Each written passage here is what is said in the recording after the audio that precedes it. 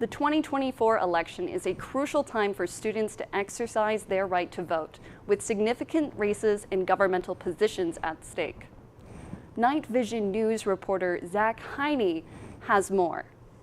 Election day rapidly approaching, the time has come for Wartburg students to cast their votes. While the presidential race is receiving a lot of attention, students should keep their eyes out for local races as well. Dr. Mariah Birgen, a professor of mathematics at Wartburg, has worked polls in the Waverly area since 2008. She talked about some local races for students to keep an eye on. When you vote in an election, you're not only voting for president, but you're voting for a lot of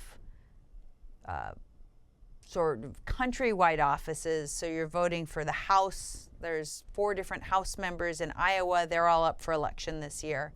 But you're also voting for statewide offices.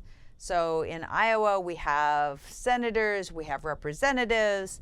With all those races for students to watch, it's easy to forget the reason why voting in this particular election is so important. It's been very strange for the last several years because the person who was president now wants to become president again after losing the election, which in my lifetime is completely unprecedented. So I think it's really important. I think everyone should have good ideas about what both of the candidates think and feel and what positions they're taking on important issues. And I think people need to vote. They need to decide who they want to support. There's many different ways for students to vote, including absentee ballots and traveling home.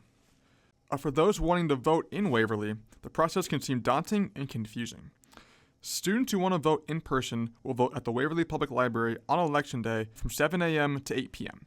So if the student is already registered to vote in Waverly, then all they need to do is bring a photo ID that's not expired. So that could be a driver's license, that could be a non-driver ID card, that could be a passport. Unfortunately, the Wartburg ID doesn't count because it doesn't have an expiration date on it. If it did, that would count. For students who haven't registered to vote in Waverly, the process is a bit different.